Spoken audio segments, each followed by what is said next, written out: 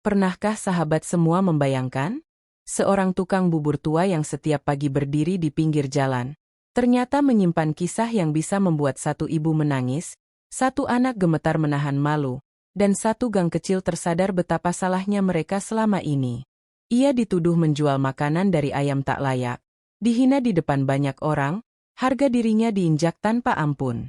Namun tak ada yang tahu, dari gerobak reot itulah dulu berdiri tempat mereka berteduh hari ini. Dan ketika kebenaran itu akhirnya terungkap, bukan hanya buburnya yang terasa hangat, tapi hati semua orang yang menyaksikannya ikut bergetar. Jika sahabat penasaran dengan kisah lengkapnya, silahkan cari posisi terbaiknya dan ucapkan Alhamdulillah ala kulli hal. Jika sudah, mari kita masuk ke dalam kisahnya.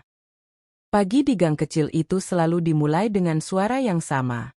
Bunyi roda kayu yang berderit pelan, disusul denting sendok logam yang beradu dengan mangkuk. Aroma kaldu ayam yang hangat menyelinap di antara tembok kos yang berlumut, membangunkan para penghuni sebelum alarm ponsel mereka sempat berbunyi. Pak Harto sudah ada di sana, seperti biasa. Tak ada yang tahu pasti sejak kapan lelaki tua itu mulai berjualan di ujung gang tersebut. Beberapa penghuni lama mengatakan ia sudah ada bahkan sebelum kos-kosan berdiri. Ada yang berseloroh bahwa gang itu mungkin justru tumbuh di sekitar gerobaknya, bukan sebaliknya. Punggungnya mulai membungkuk, rambutnya memutih hampir seluruhnya, dan tangannya bergetar halus saat menuang bubur dari panci besar. Namun gerakannya tetap teratur.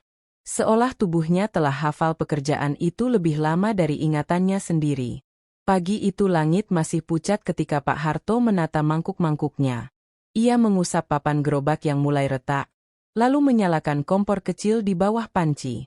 Uap hangat segera naik, menyelimuti wajahnya yang keriput. Gang itu pelan-pelan hidup. Pintu-pintu kos mulai terbuka. Langkah-langkah tergesa muncul. Para penghuni keluar dengan wajah masih berat oleh kantuk. Tetapi aroma bubur selalu berhasil membuat mereka berhenti sejenak. Beberapa membeli dengan uang pas-pasan. Pak Harto yarang menghitung terlalu teliti. Kadang ia pura-pura tidak melihat jika uangnya kurang. Kadang ia justru menambah suiran ayam diam-diam, seolah tak ingin siapapun merasa kekurangan di pagi hari. Ia tidak banyak bicara. Senyumnya cukup untuk menggantikan percakapan. Gang itu mengenal Pak Harto bukan sebagai pedagang, melainkan sebagai bagian dari tempat itu sendiri. Ia hadir dalam foto wisuda beberapa penghuni lama. Ia pernah membantu mahasiswa yang sakit dengan mengantar bubur ke kamar. Ia bahkan pernah menunggu di bawah hujan demi memastikan seorang anak kos pulang dengan selamat. Namun Pak Harto tak pernah menceritakan apapun tentang dirinya. Tak ada yang tahu keluarganya di mana. Tak ada yang tahu rumahnya di mana. Ia selalu datang sebelum matahari terbit dan pergi saat gang mulai sepi menjelang siang. Seakan hidupnya hanya ada di antara jam-jam itu. Pagi itu sedikit berbeda. Sebuah mobil berhenti di ujung gang, sesuatu yang jarang terjadi di tempat sempit itu. Seorang ibu paruh baya turun dengan wajah lelah namun tegas. Ia membawa tas besar dan menatap deretan kos dengan sorot mata menilai. Langkahnya mantap, tapi berhenti saat mencium aroma bubur. Ia mendekati gerobak Pak Harto dengan ragu. Tangannya menyibakkan uap panas, matanya menyapu isi panci, talenan, dan wadah bumbu dengan pandangan curiga. Pak Harto menyambutnya dengan senyum biasa. Tingginya otomatis menyiapkan mangkok. Tak ada yang aneh bagi Pak Harto. Banyak orang baru datang ke gang itu setiap bulan. Wajah-wajah asing bukan hal baru baginya. Namun cara ibu itu memandang berbeda. Bukan lapar, bukan penasaran. Melainkan menilai. Gang kecil itu masih setengah sunyi, sehingga suara sendok yang beradu dengan mangkuk terdengar lebih nyaring dari biasanya. Beberapa penghuni kos yang sudah membeli bubur memperlambat langkah mereka, seolah merasakan sesuatu yang akan terjadi. Pak Harto tetap tenang. Ia menuang bubur dengan gerakan yang sama seperti ribuan pagi sebelumnya. Uap panas naik di antara mereka, mengaburkan pandangan sejenak. Ibu itu menerima mangkuknya, tetapi tak langsung pergi. Ia berdiri di dekat gerobak, mengamati setiap sudut dengan wajah yang semakin mengeras. Pak Harto menyadari perubahan suasana itu, tetapi ia memilih diam. Hidup telah mengajarkannya bahwa tidak semua orang datang membawa keramahan. Kadang mereka datang membawa penilaian. Di kejauhan, salah satu pintu kos terbuka sedikit. Seorang penghuni mengintip, lalu menutupnya kembali, seolah tak ingin terlibat dalam ketegangan yang perlahan tumbuh di pagi yang biasanya damai itu. Pak Harto meniup pelan uap buburnya sendiri, sekadar untuk menghangatkan tangan. Matanya menatap jalan gang yang kosong, seperti menunggu sesuatu yang bahkan ia sendiri tak tahu. Ia sudah melalui banyak pagi dalam hidupnya. Namun entah mengapa, pagi itu terasa lebih panjang dari biasanya. Dan tanpa ia sadari, pagi itu akan menjadi awal dari sesuatu yang mengubah cara orang memandangnya. Bukan sebagai tukang bubur di ujung gang, melainkan sebagai seseorang yang selama ini berdiri jauh lebih tinggi dari yang terlihat. Uap bubur masih mengepul ketika pagi mulai bergerak lebih cepat. Matahari merangkak naik di sela kabel listrik yang kusut di atas gang, memantulkan cahaya pucat pada tembok kos yang lembab. Biasanya, pada jam seperti itu, Pak Harto sudah hampir menghabiskan setengah pancinya. Namun pagi itu terasa berbeda. Ibu yang baru datang tadi masih berdiri di dekat gerobak. Mangkok bubur di tangannya belum banyak tersentuh. Ia menatap isinya lama, seperti mencari sesuatu yang tak terlihat oleh orang lain. Pak Harto tak memaksa. Ia terbiasa dengan orang yang makan perlahan. Ia kembali melayani pembeli lain yang datang, mengisi mangkuk, menabur bawang goreng, lalu menyerahkannya dengan senyum kecil yang selalu sama. Namun keheningan yang biasanya hangat berubah menjadi berat. Ibu itu akhirnya mencicipi satu sendok. Wajahnya langsung berubah. Keningnya berkerut, matanya menyipit, dan napasnya keluar lebih keras dari yang diperlukan. Sendoknya berhenti di udara. Beberapa penghuni kos yang sedang makan di teras ikut memperhatikan, meski pura-pura sibuk dengan ponsel mereka. Mereka mengenal ekspresi itu, ekspresi orang yang siap menghakimi. Dan benar saja, suara ibu itu memecah pagi yang biasanya penuh kesederhanaan. Nada suaranya tajam, cukup keras untuk didengar semua orang di sekitar gerobak. Ia mempertanyakan isi bubur itu, mempertanyakan kebersihannya, bahkan mempertanyakan niat orang yang menjualnya. Kata-katanya jatuh satu persatu, seperti batu kecil yang dilempar ke permukaan air yang tenang. Pak Harto berdiri diam. Tangannya tetap bergerak, tetapi lebih lambat dari biasanya. Ia menambahkan kecap pada mangkuk seorang pembeli, lalu menyerahkannya tanpa mengangkat mata. Wajahnya tak berubah, seolah telinganya sudah terlalu sering mendengar hal seperti itu sepanjang hidupnya.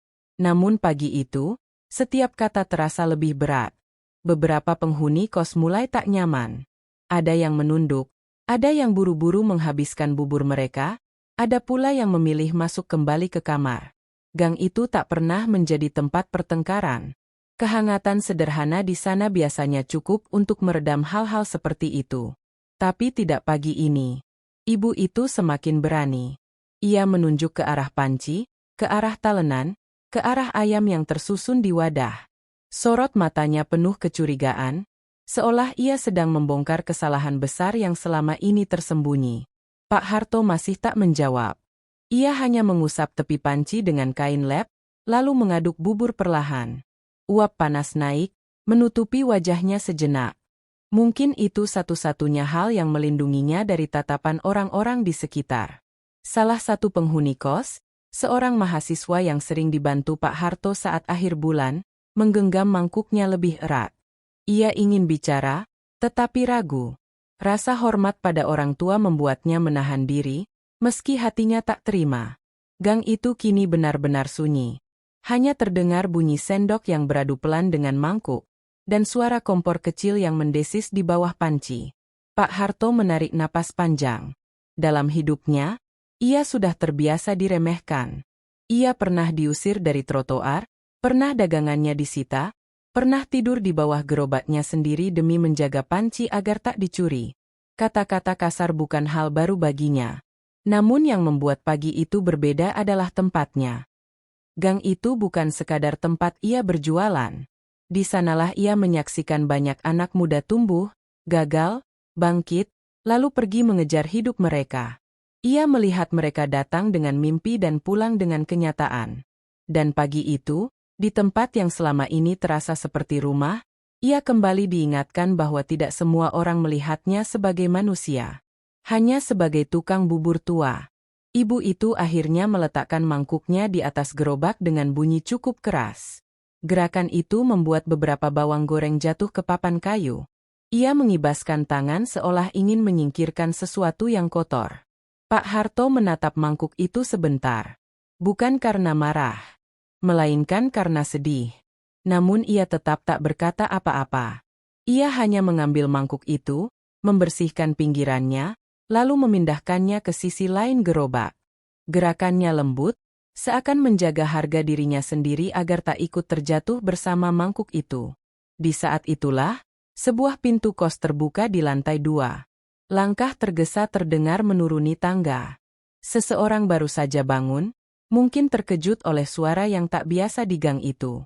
Dan tanpa disadari siapapun, kehadiran orang itulah yang akan mengubah arah pagi tersebut sepenuhnya. Pak Harto kembali menggaduk buburnya. Namun kali ini, tangannya sedikit gemetar. Bukan karena usia, melainkan karena ia tahu, beberapa detik lagi, sesuatu akan terungkap. Langkah kaki itu terdengar cepat menuruni tangga besi di sudut bangunan kos. Bunyi pijakan yang terburu-buru menggema di gang sempit, memantul di antara dinding yang saling berhimpitan. Beberapa penghuni yang masih berada di luar menoleh hampir bersamaan. Mereka tahu langkah itu, langkah seseorang yang terlambat bangun, atau seseorang yang baru menyadari ada sesuatu yang tidak beres. Seorang pemuda muncul dari lorong, rambutnya masih acak, wajahnya setengah panik. Ia berhenti sejenak saat melihat kerumunan kecil di sekitar gerobak bubur, lalu matanya menangkap sosok yang berdiri paling dekat di sana. Bien. Raut wajahnya langsung berubah. Kepanikan yang tadinya samar menjadi jelas. Ia mempercepat langkah, hampir tersandung di ujung trotoar kecil sebelum mencapai mereka. Pak Harto masih berdiri di tempatnya. Tangannya kembali mengaduk bubur, tetapi ritmenya tak lagi setenang biasanya. Uap panas naik berulang-ulang, menutupi wajahnya yang kini tampak lebih lelah dari sebelumnya. Pemuda itu berhenti di samping ibunya, napasnya masih berat. Matanya berpindah dari mangkuk bubur di atas gerobak, ke wajah ibunya, lalu ke Pak Harto. Dan dalam 1 detik, ia mengerti semuanya. Warna wajahnya memucat. Beberapa penghuni kos yang memahami situasi mulai saling bertukar pandang. Mereka tahu apa yang akan terjadi selanjutnya, tetapi tak ada yang tahu bagaimana semuanya akan berakhir. Gang kecil itu terasa semakin sempit, seakan udara di dalamnya ikut menegang. Pemuda itu menarik lengan ibunya sedikit menjauh dari gerobak. Gerakannya cepat, tetapi penuh kehati-hatian, seperti seseorang yang berusaha mencegah sesuatu yang sudah hampir terlambat. Nada suaranya rendah, hampir seperti bisikan, namun cukup untuk membuat ibu itu menoleh dengan wajah bingung. Ia belum menyadari kesalahan yang telah ia lakukan. Baginya, lelaki tua di depan gerobak itu hanyalah penjual biasa. Namun bagi anaknya, lelaki itu jauh lebih dari sekadar pedagang. Pemuda itu menatap Pak Harto sebentar, lalu kembali menunduk. Wajahnya memerah, bukan karena marah, tetapi karena malu. Rasa bersalah menyergapnya begitu cepat, seperti gelombang yang datang tanpa peringatan. Pak Harto menyadari perubahan itu. Ia berhenti mengaduk sebentar, lalu menatap pemuda itu dengan mata yang tenang. Tatapan yang tidak menghakimi, tidak pula menyalahkan. Tatapan yang justru membuat dada terasa semakin sesak. Beberapa penghuni kos mulai mendekat sedikit, bukan untuk menonton, tetapi karena mereka tahu momen itu penting. Mereka semua pernah merasakan kebaikan Pak Harto dalam bentuk yang berbeda-beda. Dan pagi itu, mereka seakan menyaksikan bagaimana kebaikan itu sedang diuji. Ibu itu mulai gelisah. Ia melihat perubahan sikap anaknya, melihat orang-orang di sekitar yang tiba-tiba diam, dan melihat Pak Harto yang tetap berdiri dengan ketenangan yang sulit dijelaskan. Untuk pertama kalinya sejak datang ke gang itu, wajahnya tak lagi penuh keyakinan. Ia mulai menyadari ada sesuatu yang tidak ia ketahui. Pemuda itu akhirnya mengangkat wajahnya lagi. Matanya terlihat basah, Tetapi ia berusaha tetap tegar. Tangannya menggenggam tas ibunya, seolah mencoba menahan situasi agar tak semakin lepas kendali. Gang itu kini benar-benar sunyi. Tak ada lagi suara sendok, tak ada lagi langkah kaki tergesa, bahkan suara kendaraan dari jalan besar seakan menjauh. Semua orang menunggu satu kalimat yang akan menjelaskan segalanya. Pak Harto menunduk sedikit, mengambil mangkuk kosong, lalu membersihkannya perlahan dengan kain lap. Gerakannya lembut, hampir seperti ritual yang ia lakukan untuk menenangkan diri. Ia tidak menuntut penjelasan. Ia tidak meminta pembelaan. Ia hanya berdiri, seperti biasa, di samping gerobaknya. Namun justru sikap itulah yang membuat suasana semakin berat. Karena kadang, diam lebih menyakitkan daripada amarah. Pemuda itu menarik napas panjang. Bahunya naik turun, seolah ia sedang mengumpulkan keberanian untuk mengatakan sesuatu yang tak mudah diucapkan. Dan ketika akhirnya ia membuka mulut, kalimat yang keluar bukan hanya menjelaskan siapa Pak Harto sebenarnya, tetapi juga akan mengubah cara semua orang di gang itu memandang lelaki tua di depan gerobak sederhana tersebut. Pagi itu, kebenaran yang selama ini tersembunyi di balik kesunyian Pak Harto mulai muncul ke permukaan. Dan begitu kebenaran itu terdengar, tak ada seorang pun di gang itu yang akan melihatnya dengan cara yang sama lagi. Napas pemuda itu masih terasa berat ketika akhirnya kata-kata yang ia tahan sejak tadi keluar juga. Suaranya pelan, namun cukup jelas untuk didengar oleh ibunya dan beberapa penghuni kos yang berdiri tak jauh dari mereka. Ia tak berbicara panjang. Hanya satu penjelasan sederhana yang memuat kenyataan yang selama ini tak pernah dibayangkan ibunya. Bahwa lelaki tua di depan gerobak itu bukan sekadar penjual bubur. Bahwa tempat ia berdiri, bangunan kos yang menaungi mereka, bahkan kamar tempat anaknya tinggal, semua berdiri di atas jerih payah lelaki yang baru saja ia hina. Kalimat itu menggantung di udara seperti gema yang tak langsung hilang. Wajah ibu itu berubah perlahan. Awalnya bingung, lalu ragu, lalu pucat. Sorot matanya kembali menatap Pak Harto, tetapi kali ini bukan dengan kecurigaan, melainkan dengan kesadaran yang datang terlambat. Ia menatap gerobak itu lagi. Kayunya retak. Catnya memutar. Rodanya sedikit miring. Segala sesuatu yang tadi tampak biasa kini terasa berbeda, seolah setiap goresan di sana menyimpan cerita panjang yang tak pernah ia dengar. Pak Harto berdiri seperti biasa, memegang sendok kayu di tangannya. Ia tak mencoba membela diri, tak pula menunjukkan kebanggaan. Ia hanya menunggu, dengan kesabaran seseorang yang sudah terlalu lama akrab dengan penilaian orang lain. Beberapa penghuni kos mulai saling berpandangan. Mereka tahu cerita Pak Harto sedikit demi sedikit.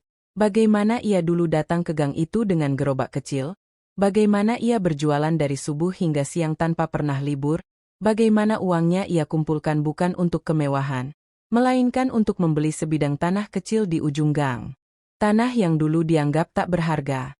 Tanah yang kemudian perlahan ia bangun menjadi rumah petak, lalu berkembang menjadi kos sederhana yang kini ditempati puluhan orang.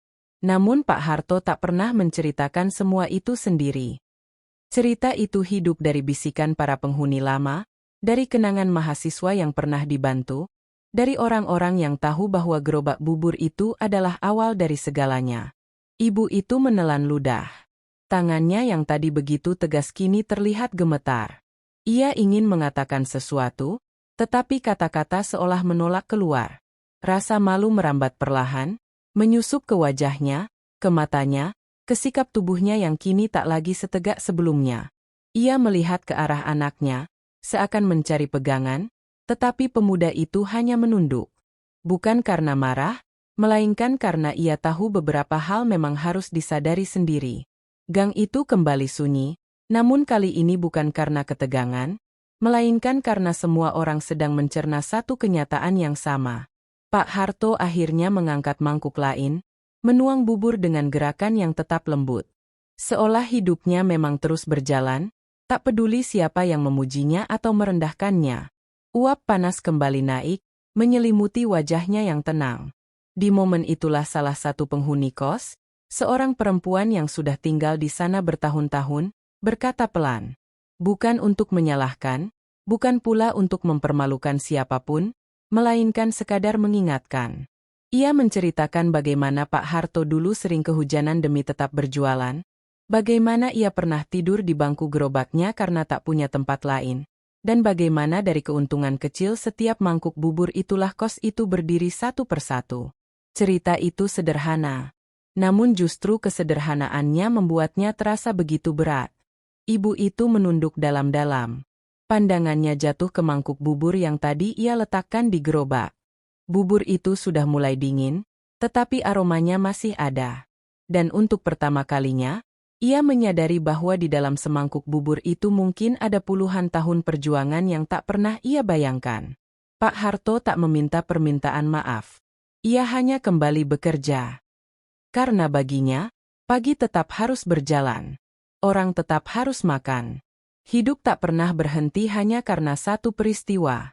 Namun justru sikap itulah yang membuat semua orang di gang itu merasakan sesuatu yang lebih dalam dari sekadar rasa bersalah. Mereka merasakan hormat. Dan di antara keheningan itu, semua orang perlahan mengerti bahwa lelaki tua di depan gerobak sederhana itu bukan sekadar penjual bubur di ujung gang. Ia adalah fondasi dari tempat itu sendiri. Pagi mulai bergerak menuju siang, tetapi suasana di gang itu tak lagi sama seperti sebelumnya. Matahari sudah cukup tinggi untuk menembus sela atap seng, memantulkan cahaya hangat di permukaan gerobak Pak Harto. Namun tak satu pun penghuni kos merasa pagi itu biasa. Semua masih terdiam dalam pikiran masing-masing. Ibu yang tadi berdiri dengan penuh keyakinan kini duduk pelan di bangku kecil dekat gerobak. Wajahnya tak lagi keras. Sorot matanya melembut, tetapi juga penuh penyesalan yang tak perlu diucapkan keras-keras agar terasa beratnya. Pak Harto tetap melakukan pekerjaannya seperti biasa. Ia menuang bubur, menabur bawang goreng, menyusun kerupuk, dan sesekali mengangguk kecil kepada pembeli. Tak ada perubahan dalam gerakannya. Seolah peristiwa barusan hanyalah satu titik kecil dalam garis panjang hidupnya. Namun justru ketenangan itulah yang membuat semua orang semakin tersentuh. Seorang penghuni lama yang berdiri di dekat gerobak akhirnya membuka cerita yang selama ini hanya diketahui sebagian orang. Ia tak bercerita dengan nada dramatis, hanya pelan, seperti mengenang sesuatu yang berharga. Ia menceritakan bahwa dulu, sebelum kos itu berdiri, Pak Harto hanyalah penjual bubur keliling. Ia berjalan dari gang ke gang, mendorong gerobak tuanya sejak sebelum fajar. Hujan, panas, bahkan sakit tak pernah membuatnya berhenti. Baginya, setiap mangkuk bubur bukan sekadar jualan, melainkan satu langkah kecil menuju kehidupan yang lebih baik. Tahun demi tahun, uangnya ia kumpulkan sedikit demi sedikit. Bukan untuk membeli kendaraan, bukan untuk pindah ke tempat mewah, melainkan untuk membeli sebidang tanah kecil di ujung gang itu. Tanah yang dulu sepi, becek, dan nyaris tak dilirik siapapun. Dari sanalah semuanya bermula. Satu bangunan kecil berdiri. Lalu bertambah satu kamar. Lalu dua. Hingga akhirnya menjadi kos sederhana yang kini menjadi rumah bagi puluhan orang yang datang membawa harapan. Semua itu lahir dari bubur. Dari panci yang sama. Dari gerobak yang sama. Dan dari tangan yang sama. Cerita itu berhenti di sana, tetapi maknanya menggantung di udara. Semua orang menatap Pak Harto dengan cara yang berbeda kini. Bukan lagi sekadar tukang bubur yang setia berjualan, melainkan seseorang yang membangun hidupnya dari nol tanpa pernah melupakan asalnya. Ibu itu akhirnya berdiri. Lengkanya pelan mendekati gerobak. Ia tak berkata banyak, hanya menunduk dalam-dalam, lebih dalam dari sekadar sopan santun biasa. Permintaan maafnya tak panjang, namun cukup untuk dipahami semua orang yang menyaksikan. Pak Harto hanya tersenyum. Senyum yang sederhana, tanpa kemenangan, tanpa kebanggaan berlebihan. Senyum seseorang yang sudah terlalu lama berdamai dengan hidup untuk merasa perlu membuktikan apapun. Ia kemudian mengangkat panci sedikit, mengaduk bubur yang mulai menipis. Gerakannya hati-hati, seperti menjaga sesuatu yang rapuh namun berharga. Salah satu penghuni kos yang sejak tadi diam akhirnya bertanya pelan mengapa Pak Harto masih berjualan, padahal kos itu sudah cukup untuk membuat hidupnya tenang. Pertanyaan itu sederhana, Tetapi jawabannya menjadi inti dari pagi itu. Pak Harto tak langsung menjawab. Ia menatap bubur di pancinya sejenak, seolah melihat masa lalu di dalam uap yang naik perlahan. Lalu dengan suara yang tenang, ia menjelaskan bahwa gerobak itu bukan sekadar alat mencari uang. Gerobak itu adalah pengingat. Pengingat bahwa semua yang ia miliki hari ini lahir dari kerja keras yang sederhana. Bahwa ia pernah berjalan tanpa apa-apa, dan bahwa setiap orang yang makan dari panci itu dulu adalah bagian dari langkahnya menuju hari ini. Jika ia berhenti berjualan, katanya, ia takut suatu hari ia lupa rasanya berjuang. Ia takut lupa bahwa hidup bisa berubah hanya karena satu mangkuk bubur. Gang itu kembali sunyi, tetapi sunyi yang hangat. Sunyi yang penuh pengertian. Semua orang merasa seperti baru saja menyaksikan sesuatu yang lebih besar dari sekadar kisah seorang pedagang. Mereka menyaksikan arti menjaga asal-usul. Pagi itu akhirnya benar-benar berakhir. Pak Harto mulai merapikan mangkuk, memadamkan kompor, dan menutup panci. Satu persatu penghuni kos kembali ke aktivitas mereka, tetapi dengan langkah yang lebih pelan dan hati yang lebih penuh. Gerobak itu perlahan didorong menjauh dari ujung gang, meninggalkan aroma bubur yang masih tersisa di udara. Namun kali ini, semua orang tahu, yang pergi bukan sekadar tukang bubur, melainkan seseorang yang diam-diam telah membangun tempat mereka pulang. Dan sejak hari itu, setiap kali aroma bubur muncul di pagi hari, penghuni kos tak lagi melihatnya sebagai sarapan sederhana. Mereka melihatnya sebagai kisah perjuangan yang terus hidup dalam setiap sendoknya.